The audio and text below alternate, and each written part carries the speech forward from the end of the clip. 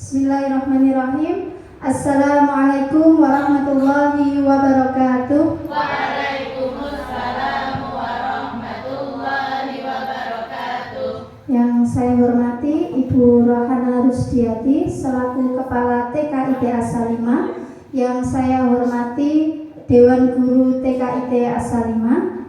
Alhamdulillahirabbil alamin. Puji dan syukur tak lupa kita panjatkan kehadirat Allah Subhanahu wa Ta'ala. Hari ini Allah masih memberikan kita semua kenikmatan dan kesempatan sehingga hari ini kita semua bisa berkumpul di sini insya Allah dalam keadaan yang baik. Salawat dan salam senantiasa tercurah limpahkan kepada Nabi besar kita Nabi Muhammad Sallallahu Alaihi Wasallam, yang insya Allah kita ikuti sunnah-sunnahnya dan juga kita jadikan idola untuk kehidupan kita.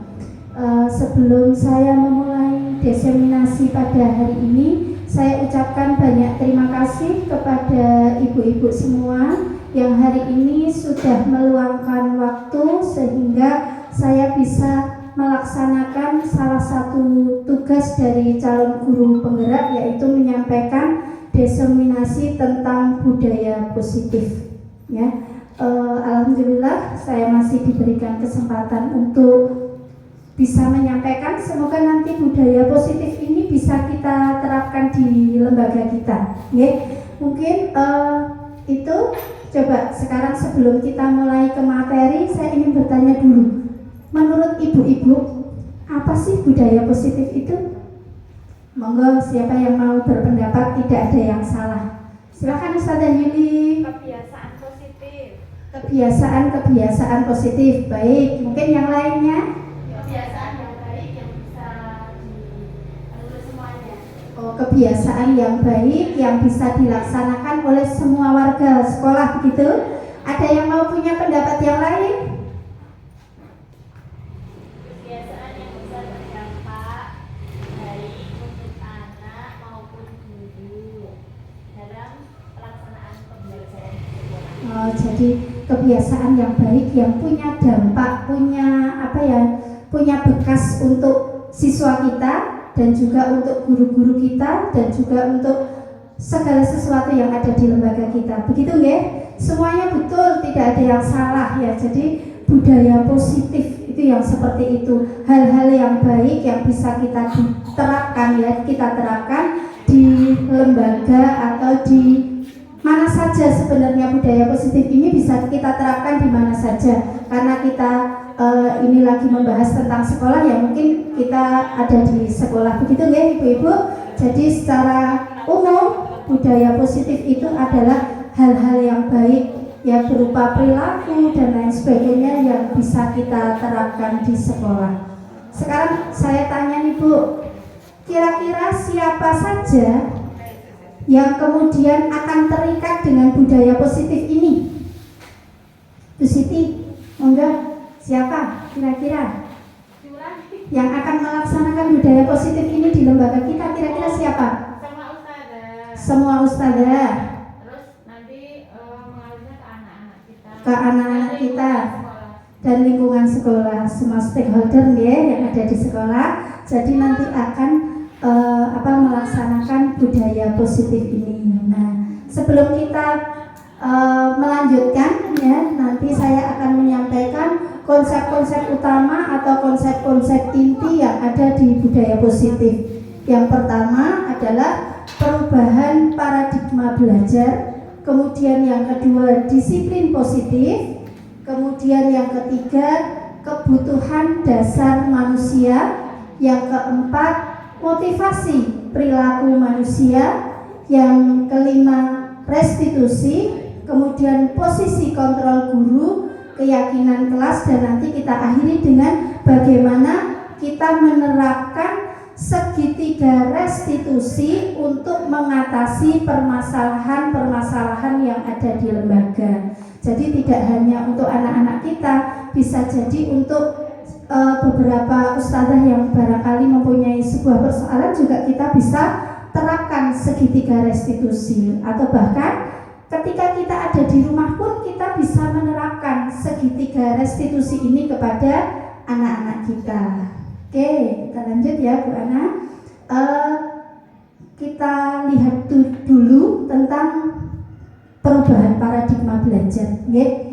Tujuan pendidikan menurut Ki Hajar Dewantoro adalah menuntun segala kodrat yang ada pada anak-anak agar mereka dapat mencapai keselamatan dan kebahagiaan yang setinggi-tingginya, baik sebagai manusia maupun sebagai anggota masyarakat. Ya, di situ bisa kita garis bawahi bahwa kita sebagai guru itu ada kata menuntun, gandeng ya, kalau kita ya gandeng itu biasanya kita sebut menuntun. Kemudian segala kodrat yang ada pada anak. Coba ibu-ibu, kalau saya bertanya, apakah yang dipahami ibu-ibu bahwa setiap anak itu berbeda?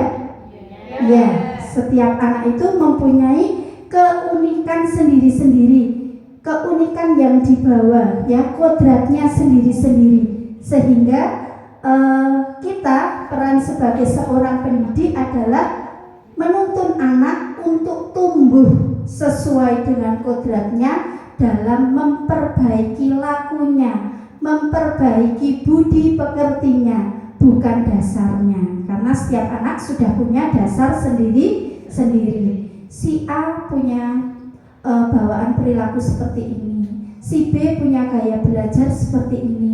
Yang satu dengan yang lainnya itu kadang-kadang tidak ada satupun yang sama. Sehingga tugas kita hanya menuntun, ya, menuntun kodrat yang ada pada anak-anak. Ada yang digarisbawahi lagi, sebentar Ustaz Ana, mencapai keselamatan dan kebahagiaan. Jadi di dalam proses belajar itu kita tidak ada istilahnya anak tertekan ketika belajar, ya, karena mereka harus apa Bu? Harus bahagia. Nah, betul. Dilanjutkan Ustazah Ana next. Nah, ini ya. Tadi kata menuntun, ya, menuntun itu artinya mendampingi anak dalam tumbuh kembang untuk menemukan atau mencapai hal baru dalam kehidupannya. Jadi pengalaman-pengalaman anak di waktu mereka kecil, nanti kemudian ketika kita, anak-anak kita itu kemudian bersekolah di tempat kita, mereka juga akan menemukan hal-hal baru dalam kehidupannya, sehingga anak tumbuh menjadi pribadi yang mandiri, bertumbuh dengan kenyamanan dan kebahagiaan. Intinya kita sebagai guru harus bisa melayani agar mereka merasa nyaman, ya, mereka merasa nyaman dalam mereka belajar, ya. Kalau kita pun orang dewasa tidak merasa nyaman, ya, tidak merasa nyaman ketika belajar, kira-kira apa yang ibu-ibu rasakan? Capek.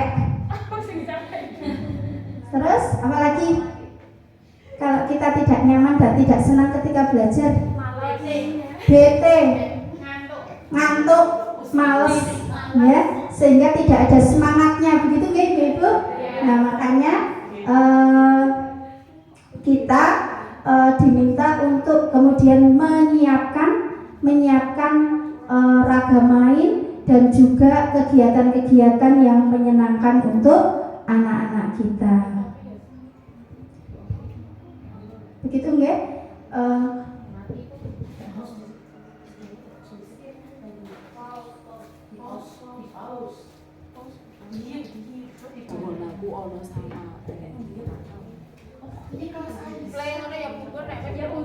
Next Ustazah Ana. Nah, yang pertama adalah disiplin positif. Di sini ada kata disiplin dan positif. Kira-kira disiplin itu apa ya Ustazah Iva? Apa ya menurut Ustazah Iva disiplin itu apa?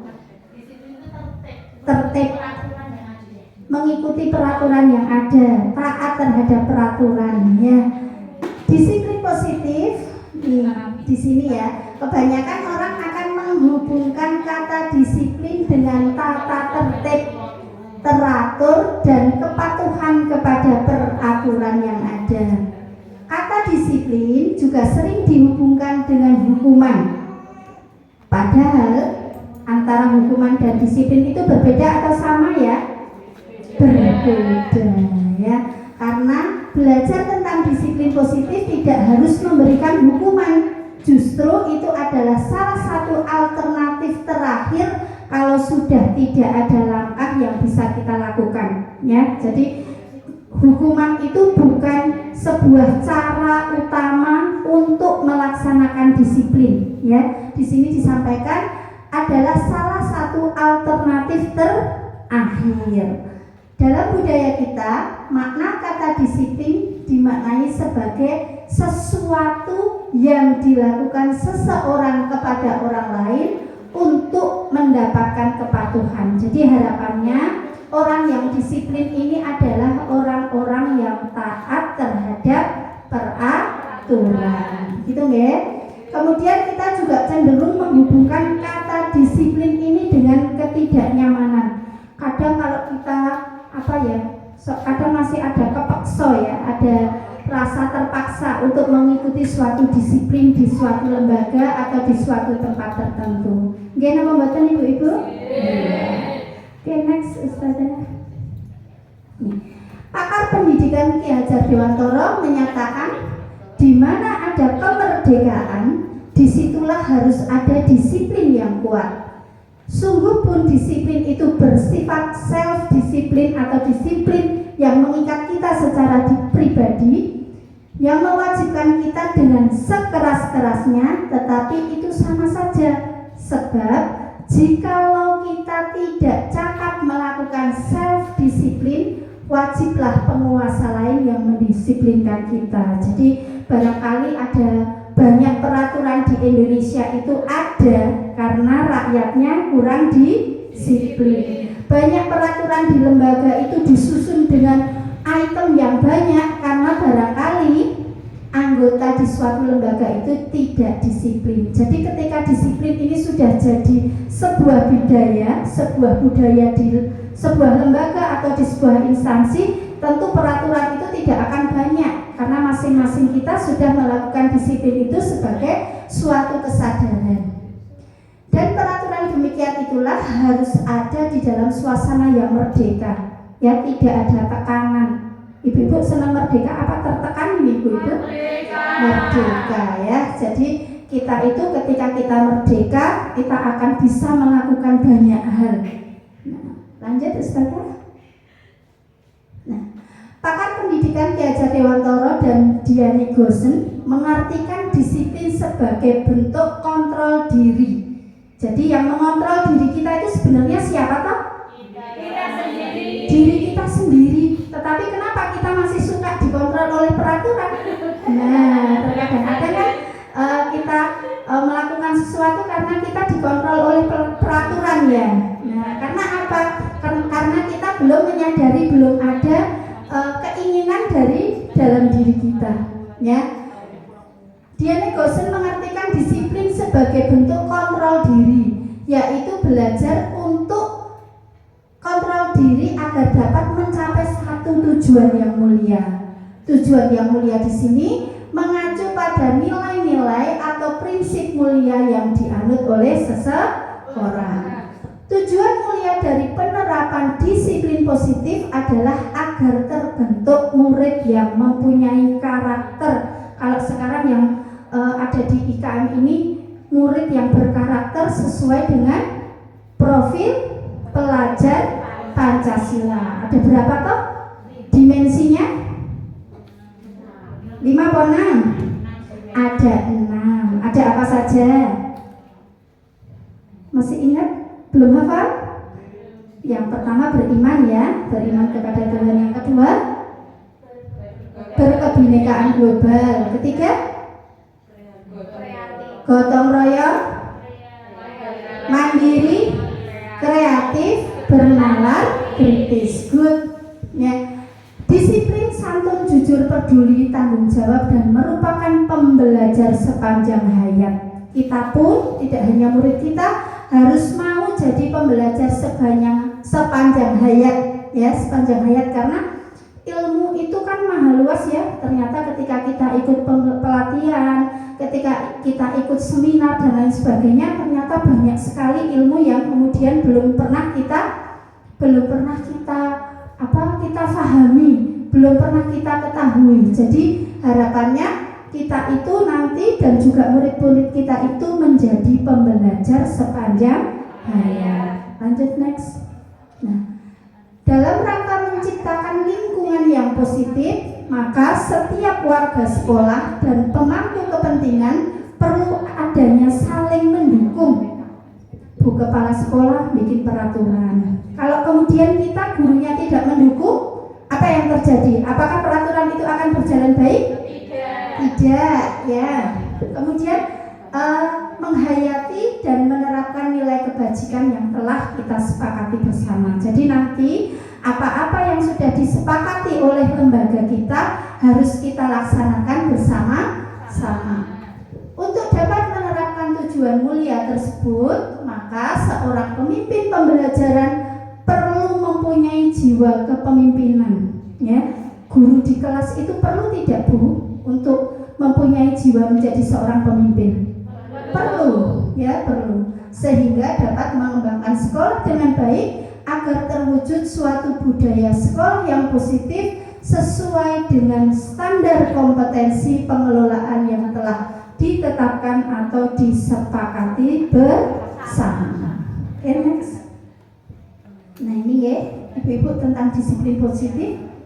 Yang pertama adalah cara penerapan disiplin ini mengajarkan anak untuk bertanggung jawab, ya, bertanggung jawab terhadap apa yang mereka lakukan dan menumbuhkan kesadaran diri. Jadi sudah tidak lagi karena ada peraturan, tetapi karena kesadaran dari dalam dirinya sehingga dia mau melakukan disiplin ini. Kemudian yang kedua, disiplin diri mengarah kepada kemampuan seorang manusia untuk dapat mengontrol dirinya sendiri. Ya, jadi ketika kita melakukan suatu tindakan, kita itu harus tidak waton melaksanakan ya, tetapi kita kemudian bisa mengontrol diri kita terlebih dahulu. Ya. Kemudian yang terakhir, murid bisa memahami dan menyadari berdasarkan motivasi internal. Apa itu motivasi internal, Ibu-ibu? Motivasi dalam diri mereka sendiri, bukan karena paksaan, pujian ataupun hukuman. Ya, kadang-kadang kita masih banyak sekali memberikan reward, ya, memberikan pujian, memberikan penghargaan kepada anak dengan harapan anak itu kemudian akan mau melakukan disiplin positif. Padahal Ibu-ibu, dengan memberikan banyak pujian, banyak reward, itu bertahannya itu tidak akan lama. Mereka akan melaksanakan disiplin positif ini ketika ada reward, masih ada motivasi dari luar, belum dari dalam diri mereka sendiri. Okay, next. Ini sebelum kita melangkah lagi, kita kemudian belajar tentang kebutuhan dasar manusia. Dikatakan kebutuhan dasar berarti kebutuhan ini harus bagaimana, Ibu-ibu? Harus terpenuhi, ya. Kebutuhan dasar ini harus terpenuhi agar mereka bisa kemudian bisa terus berjalan, ya, sehingga kebutuhan dasar ini harus terpenuhi. Kebutuhan dasar manusia yang pertama adalah kebutuhan untuk bertahan hidup. Kebutuhan ini bersifat fisiologis untuk bertahan hidup, misalnya kesehatan, ya, kemudian rumah sebagai tempat tinggal, kemudian makanan, asupan gizi, ya, itu sebagai kebutuhan untuk bertahan hidup. Kalau orang tidak makan, tentu dia tidak bisa bertahan hidup. Kalau dia tidak sehat, dia juga untuk bertahan hidup akan kesulitan dan lain sebagainya. Nah, kebutuhan biologis sebagai bagian dari proses reproduksi termasuk kebutuhan untuk tetap bertahan hidup. Ya, jadi kebutuhan yang pertama tadi adalah kebutuhan bertahan hidup. Ketika kebutuhan ini terpenuhi badannya sehat, punya rumah, punya makanan yang cukup, ya dia tentu akan terpenuhi segala kebutuhannya. Kemudian yang kedua adalah kasih sayang dan rasa diterima, love and belonging, ya. Ini merupakan kebutuhan. Kalau yang tadi sifatnya itu adalah fisiologis, kalau yang kebutuhan ini adalah psikologis, ya.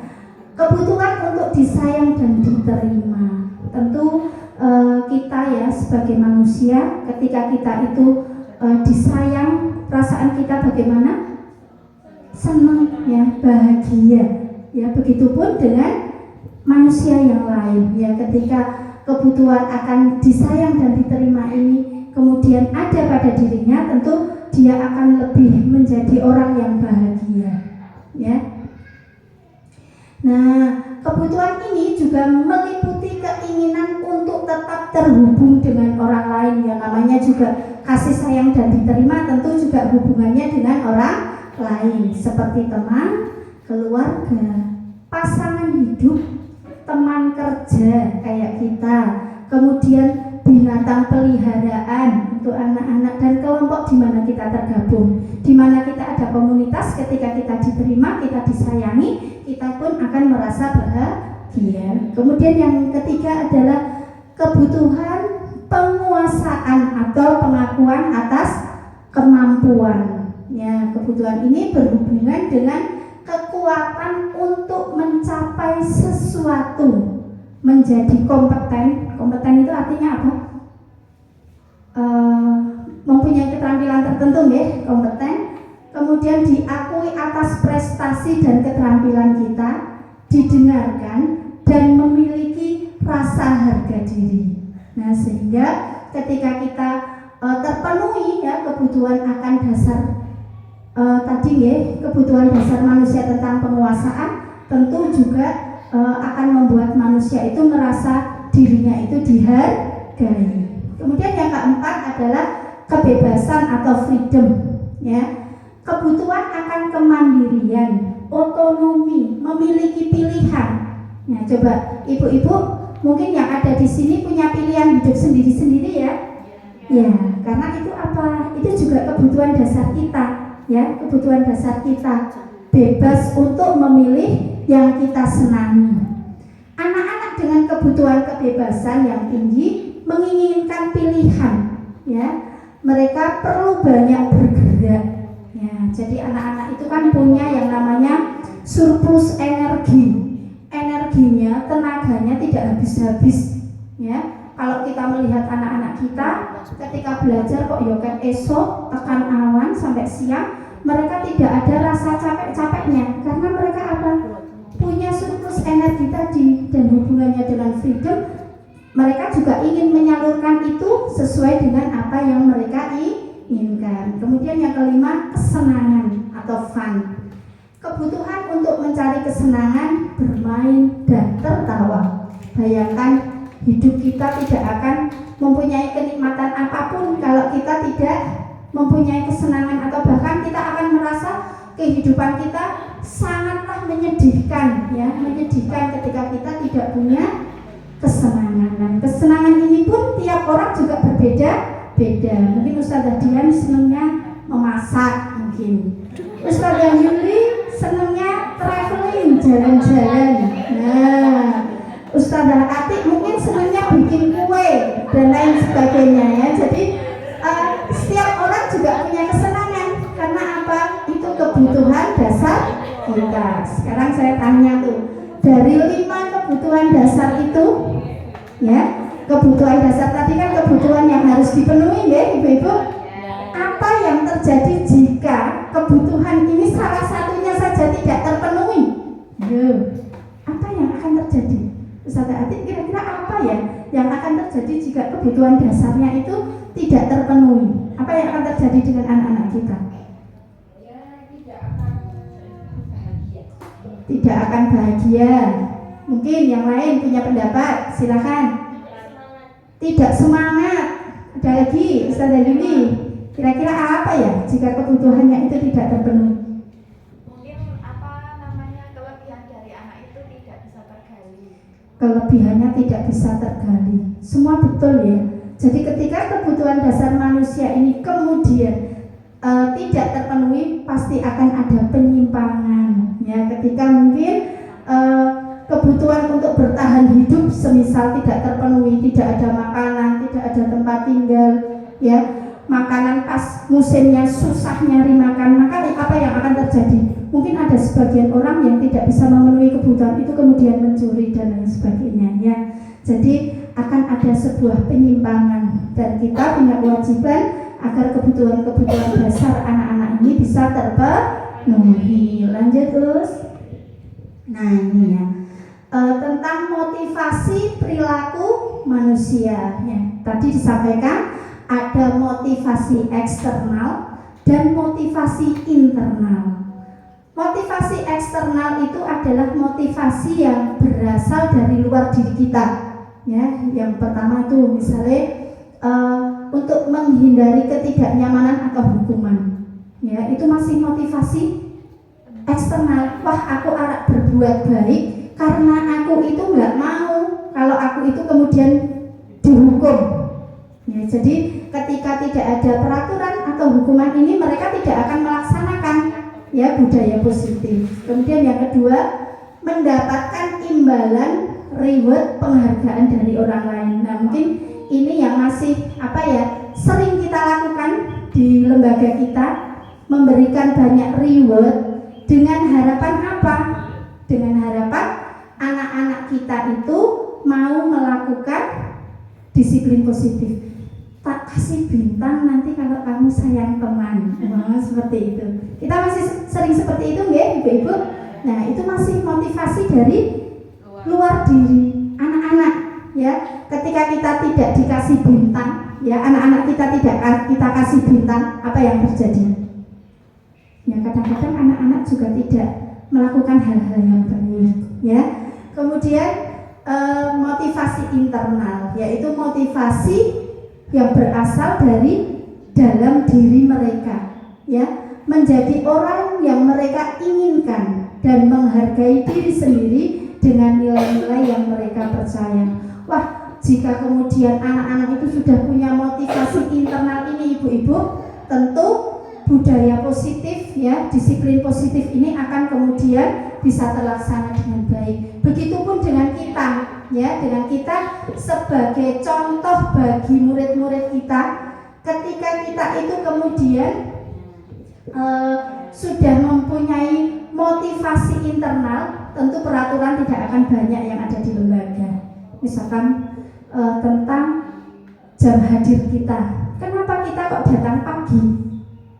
Kalau kita itu di dalam diri kita itu masih mikir gini, aku wong ben entuk insentif kok. Nah, itu masih berasal dari mana? Dari luar. Tapi kemudian ketika di dalam diri kita, aku arah teko pagi karena itu tanggung jawab saya. Karena murid-murid saya juga datang pagi. Karena saya jadi contoh, jadi murid-murid dari murid-murid saya. Maka itu akan sudah menjadi motivasi internal. Gitu, lanjut ya. Nah, ini tentang posisi kontrol guru ya. Ada 5 posisi kontrol guru. Yang pertama, kita ini sekali sebagai penghukum. Apakah kita sebagai guru yang mempunyai sifat itu? Sebagai pembuat merasa bersalah. Ketika kita jadi pemantau, kita jadi teman buat murid kita, ataukah kita sudah menjadi manajer? Nanti kita belajar satu-satu, kita lihat posisi kita itu sebenarnya ada di mana toh? Ya, next. Nih, yang pertama penghukum. Nah, seorang penghukum bisa menggunakan hukuman fisik maupun verbal. Ya, jadi hukuman ini tidak terlihat fisik terus ya ibu-ibu. Bisa jadi hukuman itu ketika kita berbicara yang kemudian membuat anak itu merasa sakit hati dengan apa yang kita ucapkan, ini juga sebagai bentuk hukuman ya. Misalkan kalau hukuman fisik barangkali juga tidak diterapkan di tempat kita ya, karena anak-anak kita itu masih sangat kecil, lugu, imut ya. Mungkin di SMA ada yang suka dihukum suruh push up 50 kali kalau terlambat. Nah, seperti itu ya. Jadi ada hukuman fisik.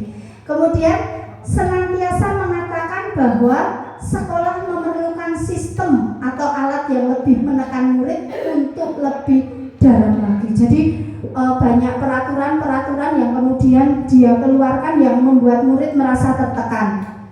Kemudian penghukum akan berkata, patuhi aturan saya, atau awas. Atau mungkin sering dulu kita dapatkan ketika kita di SMA apa di mana ya, nanti besok kita berangkat dasik, kalau tidak nanti absennya tidak akan saya titik, kata gurunya seperti itu ya. Nah itu kadang-kadang sebagai hukuman buat kita ya, seperti itu. Guru seperti ini senantiasa percaya hanya ada satu cara agar pembelajaran bisa berhasil, yaitu dengan caranya. Ini orang kayak caraku seperti ini mesti tidak akan berhasil, seperti itu. Kemudian penghukum mempunyai nada suara yang tinggi. Wah, kalau dulu kita sering harus berguru kayak galak, killer, seperti itu ya. Nah, kemudian bahasa tubuhnya, matanya melotot, jarinya suka menunjuk-nunjuk nih. Nah, seperti itu. Nah, hasilnya ketika kita menjadi tipe yang ini, muridnya malah jadi marah ya. Muridnya marah, kadang-kadang dendam kepada gurunya. Pernahkah ada murid-murid yang punya dendam kepada gurunya? Banyak, karena barangkali gurunya mempunyai karakter sebagai penghukum. Begitu, lanjut. Nah, yang kedua adalah pembuat merasa bersalah.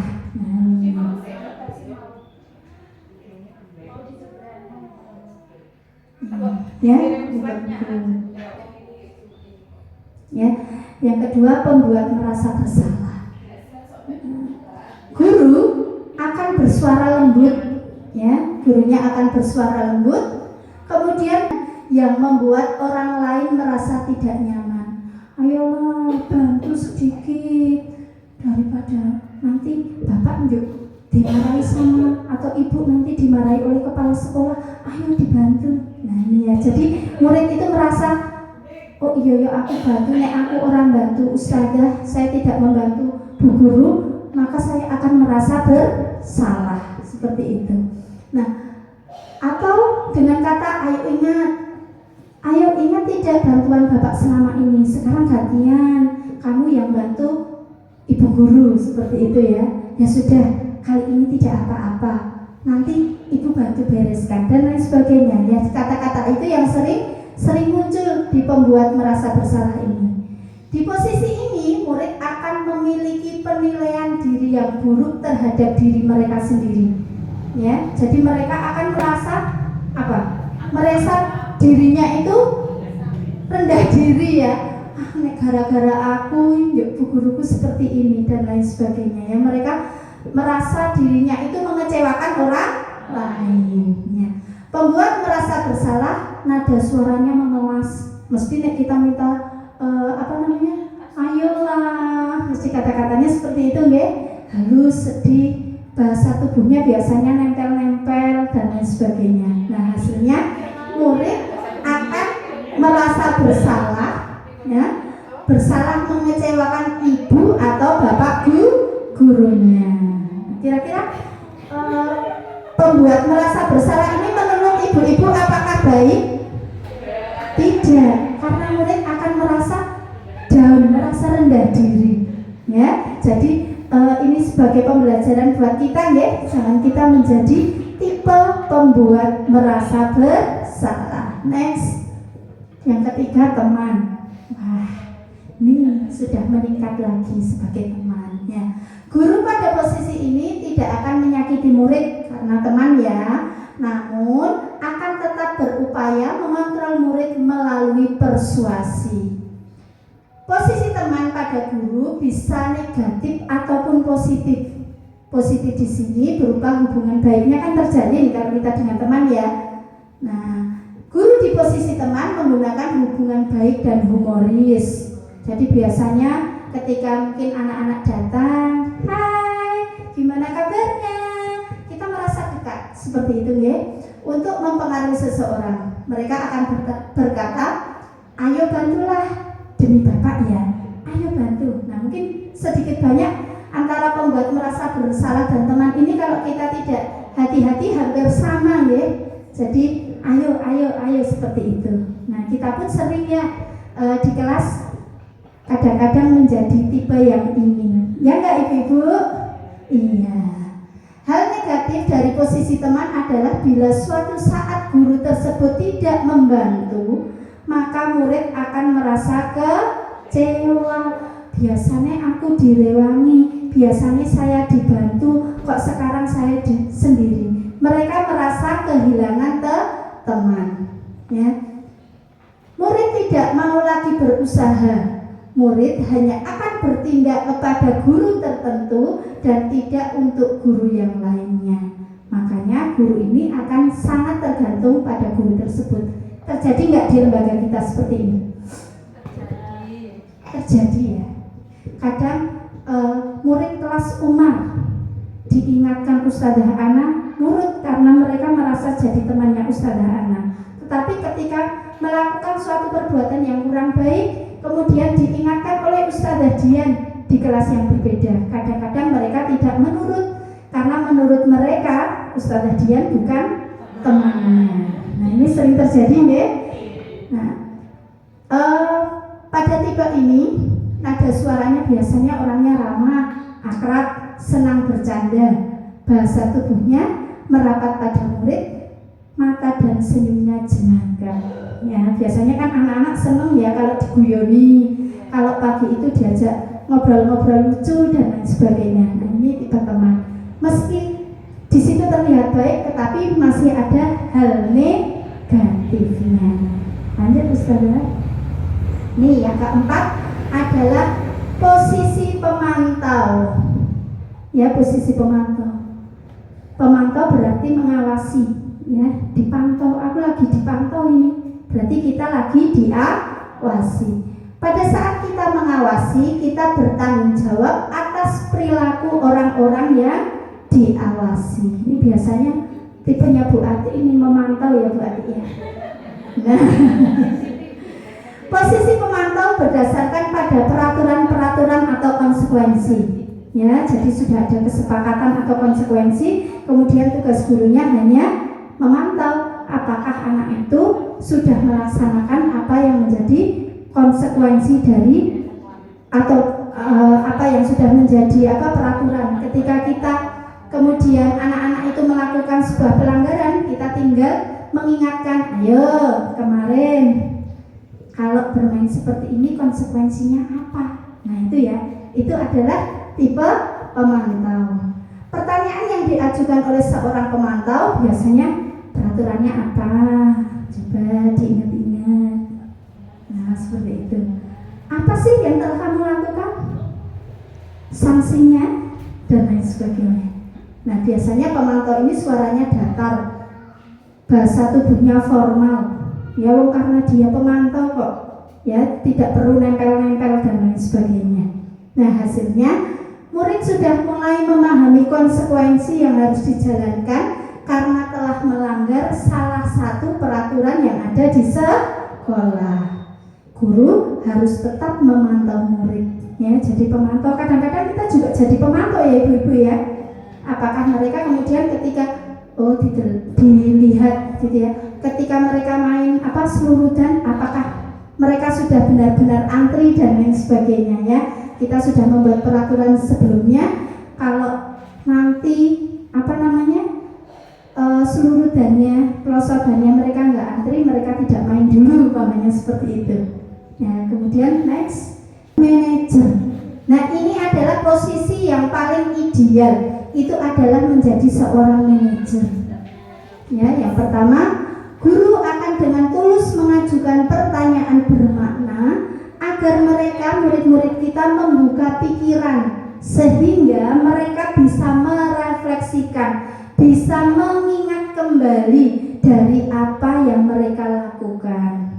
Kemudian guru membimbing murid untuk memecahkan masalahnya secara mandiri. Jadi yang memecahkan masalah ini bukan bukan kita gurunya, tetapi kemudian murid-murid akan mencoba memecahkan masalahnya secara mandiri. Kemudian yang ketiga, pada posisi manajer ini, guru dapat menerapkan disiplin positif yang berpihak kepada murid dan memerdekakan murid. Manajer ada suaranya tulus, bahasa tubuhnya tidak kaku, mendekat kepada murid. Hasilnya, nah ini yang paling bagus, murid dapat menjadi pribadi yang mandiri, merdeka, bertanggung jawab atas perilaku dan sikapnya, yang pada akhirnya akan menciptakan lingkungan yang positif, nyaman, dan aman. Contohnya apa ini sebagai manajer? Misalkan ketika murid kita itu melakukan kesalahan, umpamanya, mereka diminta merefleksikan apa yang telah mereka lakukan. Coba diingat, tadi apa sih yang kamu lakukan? Ya, sampai anak-anak itu paham dengan apa yang mereka lakukan. Lalu sebaiknya kalau teman-teman bermain, apa yang sebaiknya teman-teman lakukan biar temannya senang. Jadi mereka akan menemukan sendiri keluar untuk memecahkan masalahnya secara mandiri. Kalau kita nuntut harusnya kamu seperti ini, harusnya seperti ini, itu tidak ya. Jadi mereka kita tuntut untuk menemukan masalah dan juga memecahkan masalahnya secara mandiri. Lanjut Ustazah. Nah ini ya, tentang keyakinan kelas atau keyakinan sekolah. Kenapa keyakinan bukan peraturan? Coba siapa yang bisa berpendapat? Kok tidak ada keyakinan kelas? Kok tidak peraturan kelas? Kalau mungkin kita dulu sering ya membuat bentuknya peraturan kelas gitu ya. Kalau sekarang kenapa harus keyakinan kelas? Kira-kira kenapa? Apa bedanya sih?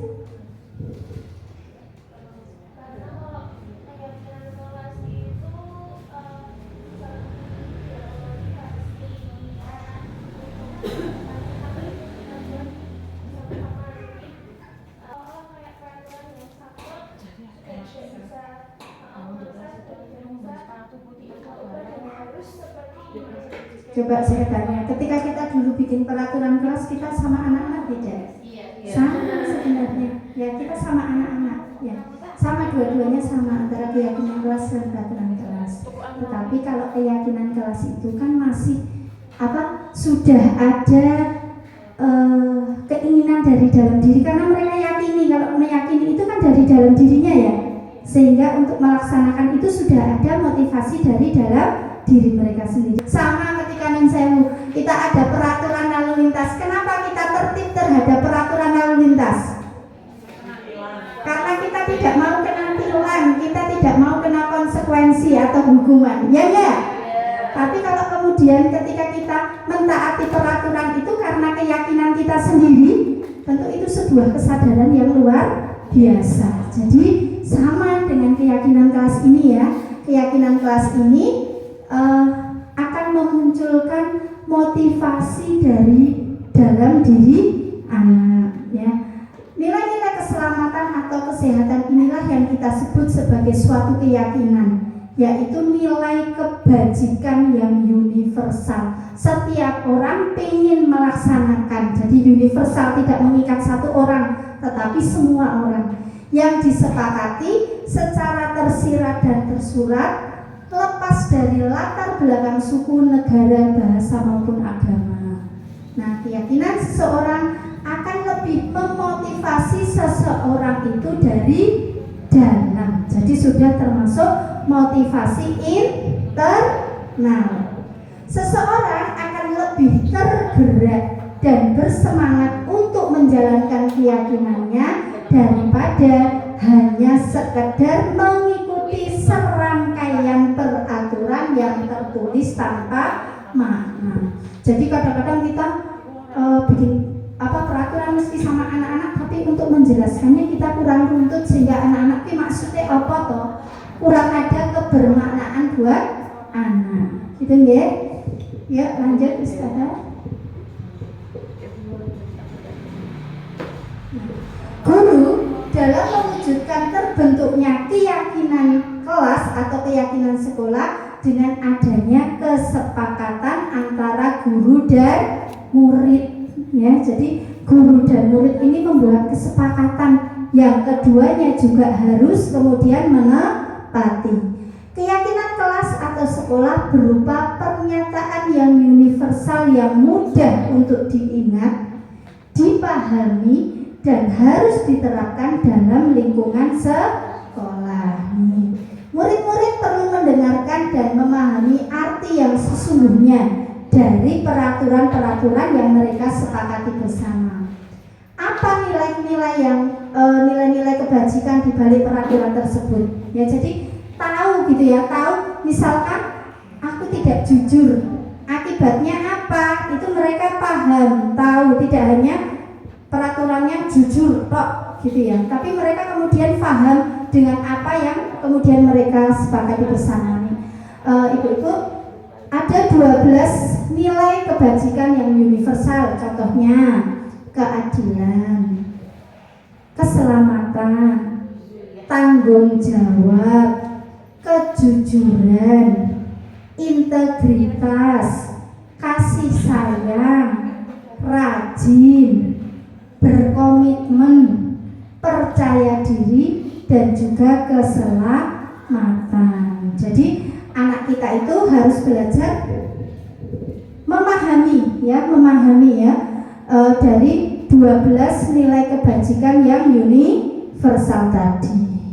Next, Ustazah.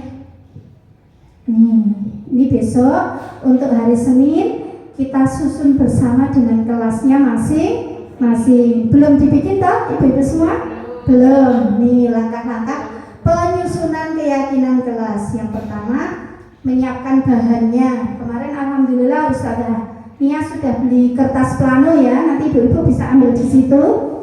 Kemudian bisa juga pakai kertas asturo, kertas manila atau kertas karton, kemudian spidol, gambar, lem dan gunting. Ya, nanti ibu-ibu sebelum melakukan praktik penyusunan keyakinan kelas, jangan lupa menyiapkan bahan-bahannya terlebih dahulu. Ya, jangan sudah sampai kelas sudah ngobrol bareng sama anak-anak ternyata kita belum menyiapkan bahan-bahannya. Kemudian yang kedua, menyampaikan dulu kenapa sih kita itu perlu ada keyakinan kelas. Nah, nanti ini disampaikan ke anak-anak ya, masukan dari anak-anak apa? Ya, masukan dari anak-anak apa? Oh, umpamanya kita perlu bikin keyakinan kelas biar kelasnya tertib dan lain sebagainya. Nanti kita bahas bersama anak-anak tentang pentingnya ada keyakinan kelas kepada murid-murid kita. Kemudian yang ketiga, guru memberikan kesempatan kepada murid untuk menyampaikan usulan keyakinan kelas. Ya, jadi kita memberikan kesempatan sama rata kepada murid-murid kita. Tentu pendapatnya dari masing-masing murid kan berbeda-beda ya. Nah, pengennya apa? Mas B pengennya apa? Mas C pengennya apa? Kita tampung, kita tulis semua. Ya, kita tulis semua. Mungkin ada yang masih masih menyampaikan tidak boleh berkelahi ya, tidak boleh jiwet temannya, tidak boleh merebut dan lain sebagainya. Kata-kata tidak itu menurut kita masih bahasa yang bagaimana, Bu? Bahasa positif apa negatif? Bahasa negatif ya. Tadi setelah ditulis tadi semua usulannya Mbak A, Mas A dan lain sebagainya ditulis, lalu guru mengubah terlebih dahulu kalimat negatif ini menjadi kalimat yang positif. Nah, jadi misalkan tadi tidak nyubit ya, tidak mukul, tidak berkelahi. Berarti apa itu? Oh, berarti anak harus menyayangi. Seperti itu ya. Nah, itu nanti dirubah menjadi kalimat yang positif terlebih dahulu. Setelah selesai, guru membacakan keyakinan kelas yang sudah dirancang. Ya, jadi Ustazah Nia, Ustazah Ifah, jadi dibacakan keyakinan kelas yang sudah dirancang tadi. kemudian murid bersama guru bertanda tangan. Mungkin kalau di sini belum bisa tanda tangan ya, cap jempol. Coba nih siapa keyakinannya ini. Kemudian Mas A coba sudah paham dengan keyakinannya, sudah suruh apa? Pakai stempel kemudian cap jempol seperti itu ya. Kemudian setelah di cap jempol tadi, keyakinan kelas ini ditempel di dinding atau di papan yang mudah dilihat oleh anak. Jadi ketika nanti anak melakukan sebuah tindakan yang tidak sesuai keyakinan, kita tinggal gampang ya, tinggal gampang. Ayo, apakah yang dilakukan Mas Burhan sudah sesuai dengan keyakinan kelas kita? Seperti itu ya. Kalau nanti sudah mereka semua memahami dan juga meyakini, insya Allah budaya positif ini akan kemudian muncul di dalam diri anak-anak. Lanjut. Nah, ini segitiga restitusi. Nah, mungkin sudah ada yang pernah tahu Bu, segitiga restitusi itu apa? Ada yang sudah paham belum? Belum ya, kita belajar bareng ya. Dian Nicholson dalam bukunya Restructuring School Discipline pada tahun 2001 ini menyampaikan sebuah rancangan atau tahapan yang digunakan oleh guru dan orang tua dalam melakukan proses menyiapkan anaknya untuk melakukan restitusi.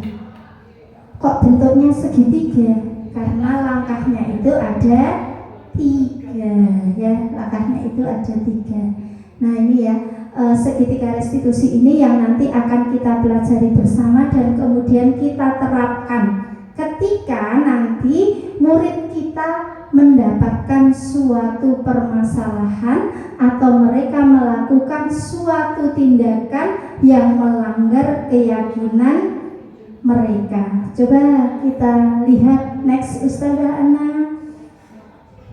Nah nih ya, segitiga restitusi ini kita gunakan dalam penyelesaian masalah ya. Guru yang berperan tadi idealnya menjadi seorang manajer, dia akan menggunakan segitiga restitusi dalam menyelesaikan masalah melalui 3 tahapan ya. Melalui 3 tahapan. Yang pertama, menstabilkan identitas. Kemudian yang kedua, validasi terhadap tindakan salah. Dan yang ketiga adalah menanyakan keyakinan. Nah, ada berapa langkahnya? Yang 3, kita baca satu-satu. Yang pertama, menstabilkan identitas. Yang kedua, validasi tindakan salah. Dan yang ketiga adalah menanyakan keyakinan. Nih, saya kasih contoh ya, kasih contoh sedikit ya. Seumpama ada seorang anak yang kemudian ketika makan bekalnya kemudian membuang sampah tidak pada tempatnya ya. Jadi habis makan bekal gitu ya. Itu ada tidak di lembaga kita? Ada ya, yang masih melakukan seperti itu. Yang dilakukan oleh guru yang pertama adalah menstabilkan identitas. Kita nggak perlu kok Bu reaktif, mas, nggak perlu seperti itu. Kita lihat dulu. Kemudian apakah anak sudah dalam posisi yang kemudian santai ya, kemudian kita ajak ngobrol. Ibu, ini sekilas dari video kementerian tentang bagaimana kita menerapkan segitiga restitusi sebagai gambaran kita nanti ya. Silahkan diputar, monggo bisa difahami. Salam dan bahagia Ibu dan Bapak guru hebat. Kita akan membahas tentang salah satu program disiplin positif yang diterapkan di lingkungan sekolah yang dikenal dengan nama restitusi.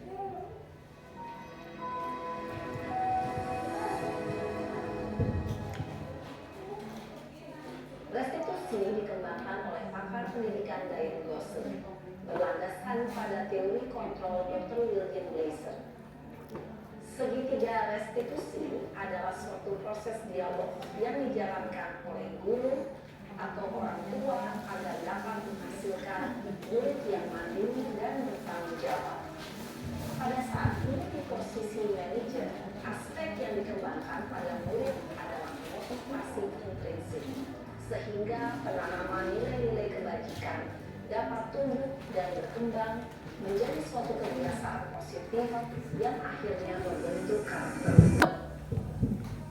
Ini akan saya putarkan tentang penerapan segitiga restitusi. Jadi nanti buat gambaran teman-teman ketika teman-teman melaksanakan segitiga restitusi ini di lembaga kita, juga bisa di rumah juga ya dengan anak-anak kita. Silakan Ustazah Ana.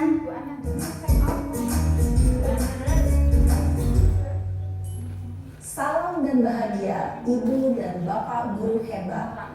Pada video kali ini kita akan membahas tentang salah satu program disiplin positif yang diterapkan di lingkungan sekolah yang dikenal dengan nama restitusi.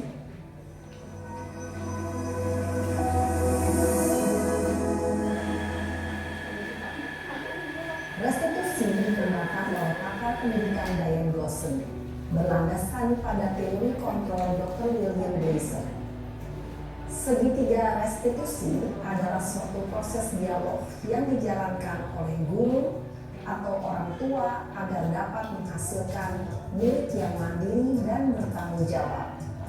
Pada saat guru di posisi manajer, aspek yang dikembangkan pada murid adalah motivasi intrinsik, sehingga penanaman nilai-nilai kebajikan dapat tumbuh dan berkembang menjadi suatu kebiasaan positif yang akhirnya membentuk karakter murid. Proses dialog ini terdiri dari 3 langkah yang digambarkan pada ketiga sisi pada segitiga restitusi. Sisi pertama adalah menstabilkan identitas. Sisi yang kedua adalah validasi tindakan yang salah. Dan sisi yang ketiga adalah menanyakan keyakinan. Ibu dan Bapak guru, berikut ini akan ditunjukkan bagaimana seorang guru berada dalam posisi manajer menggunakan penerapan segitiga restitusi.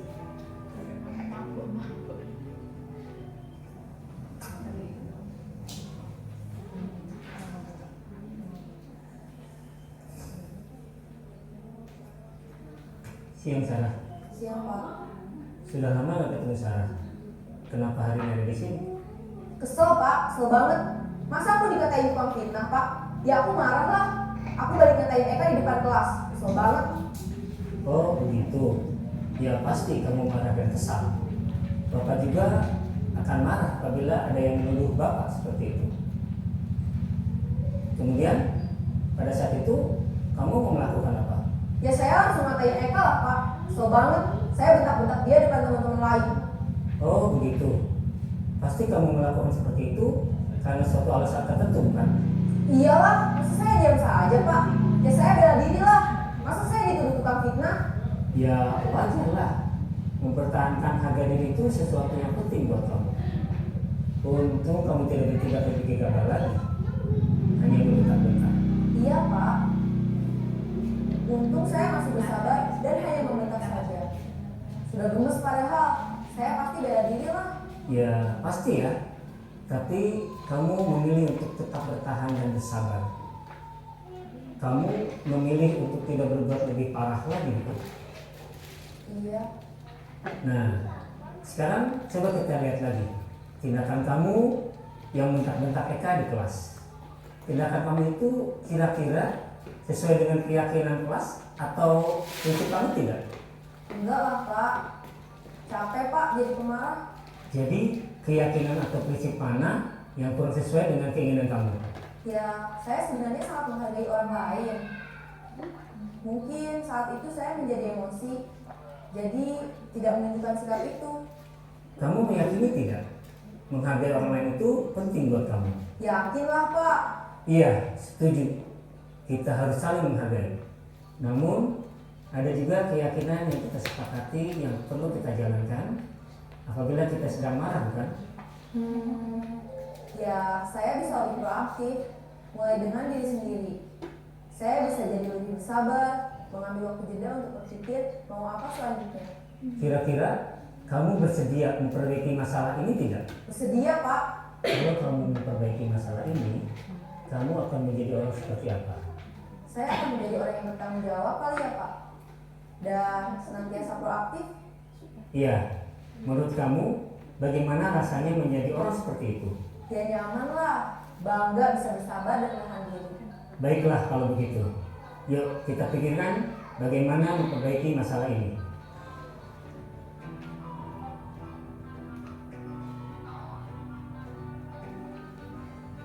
Ibu dan Bapak guru hebat, baru saja kita menyaksikan contoh bagaimana seorang guru berada dalam posisi manajer menggunakan penerapan segitiga restitusi. Mari kita bahas satu persatu. Pada sisi pertama, menstabilkan identitas berdasarkan pada prinsip bahwa membuat kesalahan adalah bagian dari proses pembelajaran. Sisi pertama dari segitiga ini berperan menggeser identitas murid dari identitas gagal ke identitas sukses. Murid yang sedang bertingkah laku yang tidak pantas atau menarik diri saat itu sedang mengalami identitas gagal.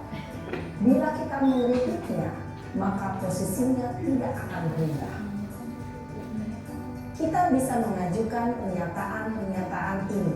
1. Membuat kesalahan sesuatu yang wajar. 2. Manusia tidak ada yang sempurna. 3. Kita bisa memperbaiki masalah ini. 4. Saya tidak menanyakan kesalahannya. Saya lebih fokus bagaimana memperbaiki masalah ini. 5. Apakah saat ini kamu tengah menjadi orang yang baik untuk dirimu sendiri? Pada sisi kedua, validasi tindakan yang salah berlandaskan pada prinsip bahwa setiap perilaku berupaya memenuhi suatu kebutuhan tertentu.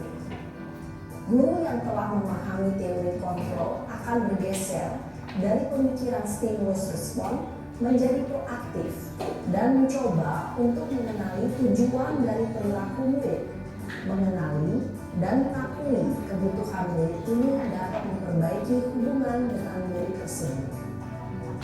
Pernyataan atau pertanyaan bisa disampaikan dengan nada suara tidak menghakimi atau memojokkan, sehingga dapat mengembalikan murid pada posisi positif. 1. Kamu bisa saja bertindak lebih gegabah lagi dari ini. 2. Kamu bukan melakukannya tanpa suatu alasan tertentu. 3. Kamu melakukannya karena mempertahankan sesuatu yang penting bagimu. 4. Mungkin kamu bisa mempelajari suatu perilaku baru yang lebih efektif. Bersediakah kamu mempelajarinya? Selanjutnya, kita akan simak sisi terakhir, yaitu menanyakan keyakinan. Teori kontrol menyatakan bahwa pada dasarnya kita termotivasi secara intrinsik. Pada saat perilaku yang salah telah divalidasi dan identitas sukses telah stabil, maka murid telah siap mengaitkan keyakinan-keyakinannya dengan tindakannya yang salah dan pemikirannya telah bergeser ingin menjadi orang yang dituju. Pertanyaan-pertanyaan ini dapat mengaitkan keyakinan-keyakinan yang dianut murid. 1. Sebagai keluarga atau kelas, apa yang kita yakini? 2. Nilai-nilai apa yang telah kita sepakati? 3. Seperti apa gambaran sebuah kelas yang ideal bagi kamu? 4. Kamu ingin menjadi orang seperti apa?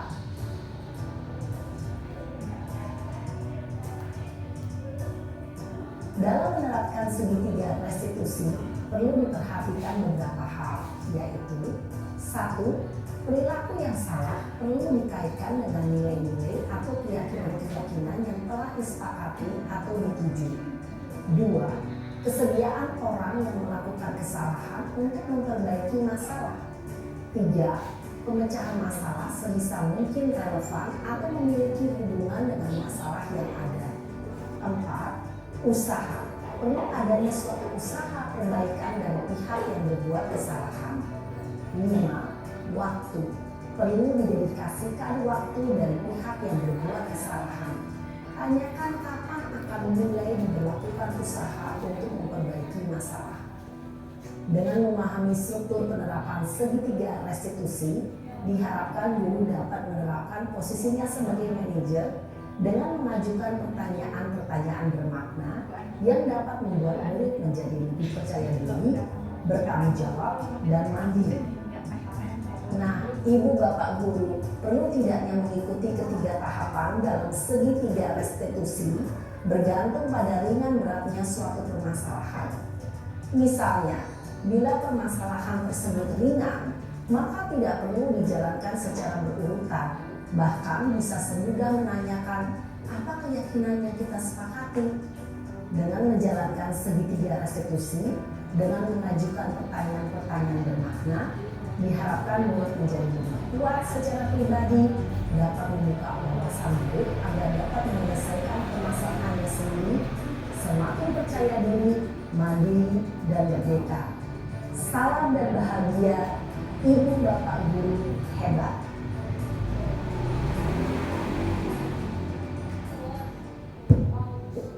Demikian tadi ya, sudah jelas ya Ibu-Ibu tentang penerapan segitiga restitusi. Jadi tergantung dari permasalahan yang kita hadapi, tidak perlu menerapkan semua tindakan itu ketika permasalahannya ringan ya, atau tidak perlu melaksanakannya sesuai dengan urutan tadi ya, sesuai urutan tadi.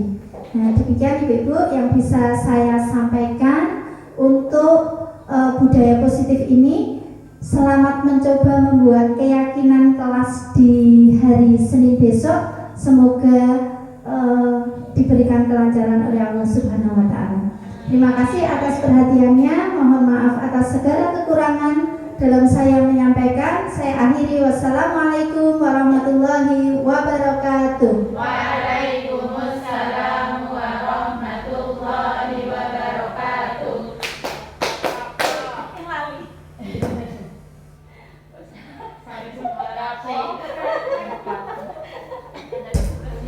TKB mungkin besok Senin bisa kita mulai.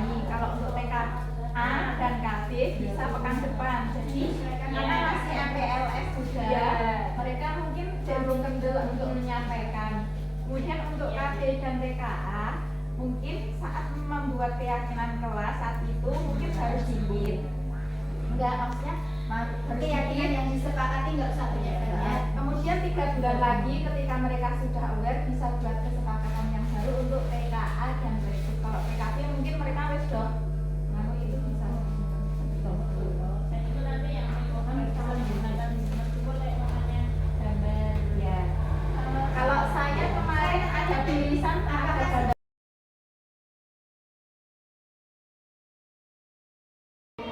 Assalamualaikum warahmatullahi wabarakatuh. Waalaikumsalam warahmatullahi wabarakatuh. Alhamdulillahirabbil alamin. Puji dan syukur tak lupa kita panjatkan kehadirat Allah. Hari ini Allah masih memberikan kita semua rahmat, nikmat dan juga kesehatan. Siapa yang hari ini sakit? Alhamdulillah. Mari kita bersyukur bersama dengan membaca hamdalah. Alhamdulillahirabbil alamin. Salawat dan juga salam Mas Akmal senantiasa tercurah kepada Nabi kita. Nabi siapa? Nabi Muhammad Sallallahu Alaihi Wasallam, kepada keluarganya, para sahabatnya, dan juga buat teman-teman yang salih. Siapa yang hari ini pengen jadi anak yang salih? Alhamdulillah, semua akan berusaha untuk menjadi anak yang salih. Kenapa teman-teman hari ini kita berkumpul di sini?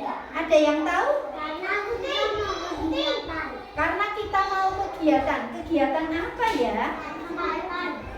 kita mau belajar. Hari ini kita mau bikin keyakinan kelas. Mau bikin apa? Keyakinan kelas. Keyakinan kelas itu apa sih, Mas?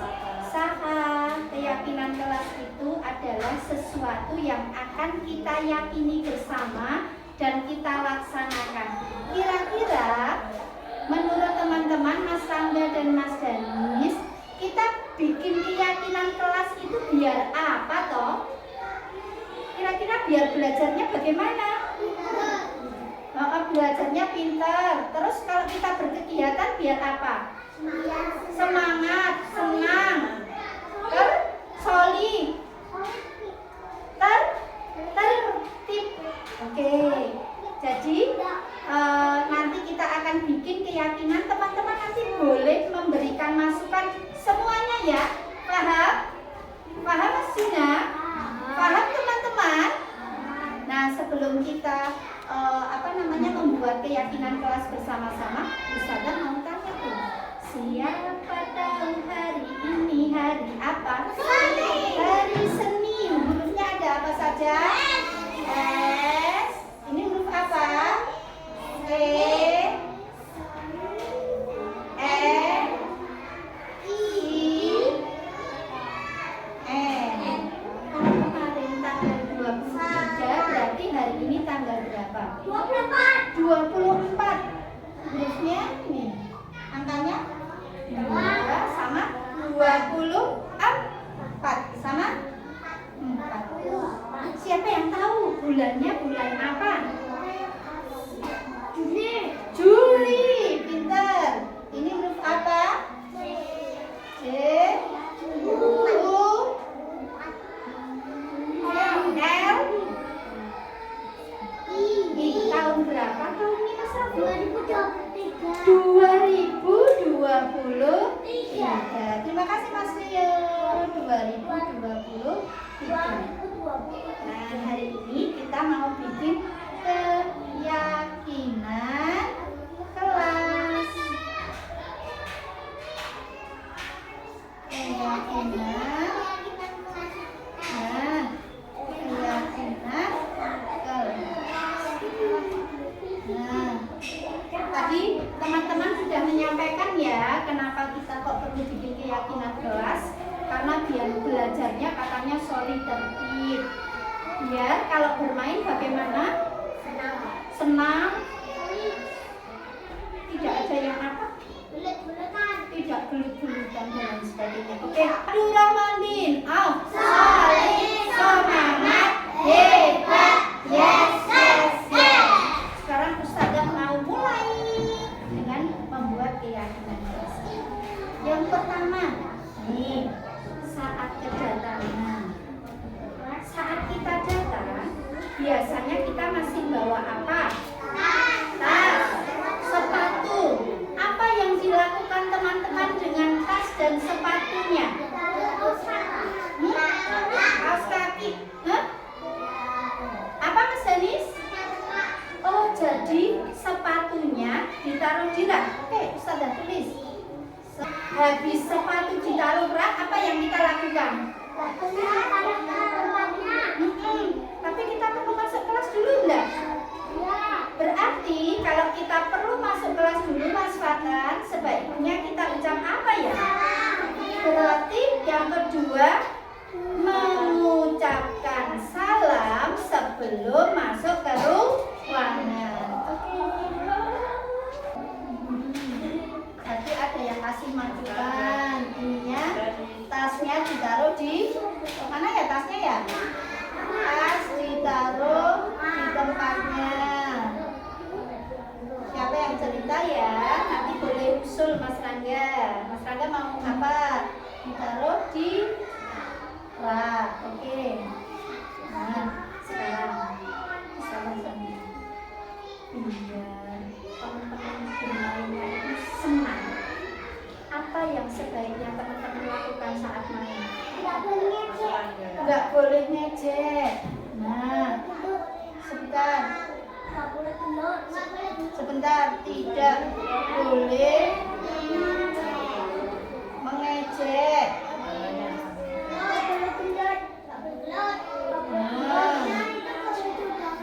Lima, tidak boleh berkelahi katanya. Terus kalau sudah selesai main bagaimana? Tidak berebutan katanya. Terus, kalau sudah selesai bagaimana tadi? Dibereskan. Oke. Kalau kita mainnya yang di luar itu kan ada apa saja mainan yang di luar? Tanjakan, rasotan, ayunan. Biar mainnya itu tidak berebutan tadi kata Mbak Nifa, sebaiknya kita bagaimana toh? Berbagi. Selain berbagi, pintar Mbak Alisa. Antri. Sudah. Sekarang Ustazah bertanya. Boleh Mas Raffi Ustazah bertanya? Kalau semisal nih di ruangan kita Mas Arjan ada yang sedang berbicara, umpamanya di depan nih Mas Danis, Ustazah Idris kan sedang berbicara tuh. Sebaiknya teman-teman bagaimana? Diam. Terus diam toh. Memperhatikan. Oke, jika ada yang berbicara berarti bagaimana? Mendengarkan. Mas Raffi, apalagi mau punya usul apalagi teman-teman? Mas Akmal, kalau kita pagi kan kita suka berdoa tuh. Biar doa kita Mbak Arshila, biar kita doanya diterima, sebaiknya bagaimana toh? Berdoa dengan khusyuk. Nah, sekarang kalau pas kita kegiatan food day hari Jumat itu kan kita ada kegiatan food day. Teman-teman kan biasanya membawa apa Mas Sangka? Makanan. Makanan yang sehat. Oke. Teman-teman biasanya dengan teman yang ada di kelas kita bagaimana? Berbagi.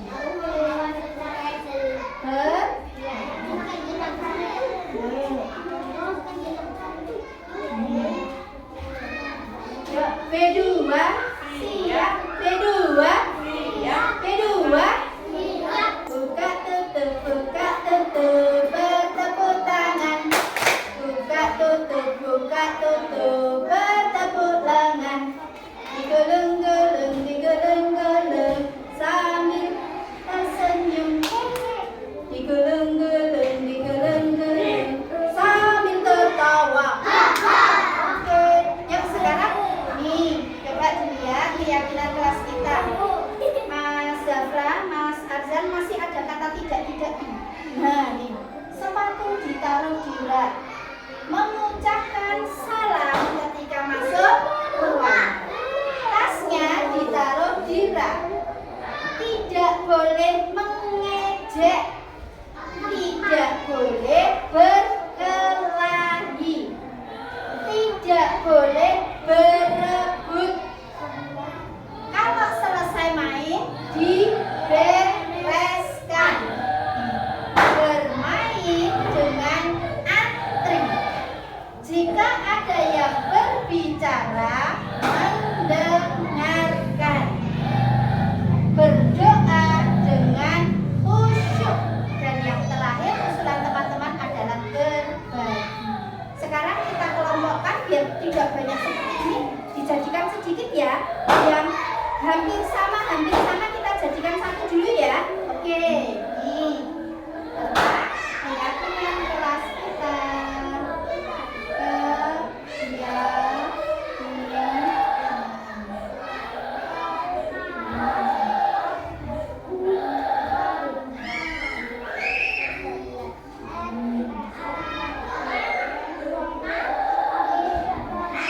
Sudah? Ayo. Kalau sepatu dirak, tasnya taruh dirak, berarti kita belajar untuk bertanggung jawab. Ya, bisa jadi kalau Ustazah bertanya gini, Mas Juna, sudah tanggung jawab? Sudah Us, kenapa kok sudah tanggung jawab?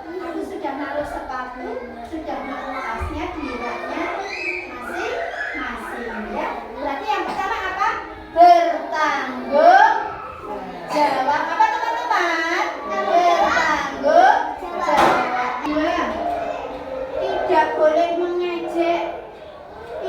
boleh berkelahi, tidak boleh berebutan. Berarti, halo, halo, halo. Coba Mas Saka boleh pindah duduk dekat Mas siapa? Haida, silakan. Mas Haida mana? Silakan Mas Saka. Ya. Sudah ya. Berarti tidak boleh mengejek, tidak boleh berkelahi, tidak boleh berebut. Berarti kita sama temannya gimana? Hah? Saling menyayangi. Kita harus saling menyayangi. Ketiga, berarti yang ini sudah ya. Yang ini sudah tadi bertanggung jawab. Yang ini tidak boleh mengejek, tidak boleh berkelahi, tidak boleh berebut. Berarti tadi saling menyayangi. Terus tadi kalau Mas Raffi, kalau kita mau masuk ke ruangan bagaimana? Mengucapkan salam. Sudah. Terus tadi ada usulan teman-teman, jika ada yang berbicara kita bagaimana? Mendengarkan. Itu namanya saling menghormati. Ya. Kemudian kalau waktunya berdoa dan salat kita bagaimana tadi? Gimana Mbak? Mas Danis, kalau waktunya berdoa kita sikapnya bagaimana? Diangkat, terus kita berdoanya bagaimana? Khusyuk. Kalau kita bermain di luar kita bagaimana sebaiknya? Tidak berebutan. Tadi apa? Apa Mbak? Antri. Yuk kita baca bersama. Abdurrahman bin Auf, saling semangat, hebat, yes, yes, yes. Yuk, keyakinan kelas. Ucap ya, 1, 2, 3. Keyakinan kelas. 1. Bertanggung jawab. 2. Saling menyayangi. 3. Mengucapkan salam. Iman nggak ada suaranya tuh. 4. Saling menghormati. 5. Berdoa dengan khusyuk. 6. Antri saat bermain. Ada satu lagi nih. Kalau kita berbicara sebaiknya bagaimana? Kalau kita berbicara sebaiknya gimana Mas Nio? Jujur. Berkata jujur. Ini ya. Sudah? Halo? Halo? Sudah teman-teman? Itu keyakinan kelas kita. Apakah teman-teman sudah setuju? Berarti teman-teman besok belajar untuk melaksanakan. Yuk kita sepakati ini. Ustazah menyepakati dulu. Nanti tangannya pakai kayak gini. Kita tempel mau gimana? Sini boleh. Nanti teman-teman tempel satu-satu. Oke? Ya, silakan dari Mbak Rafa. Silakan Mbak Shanu.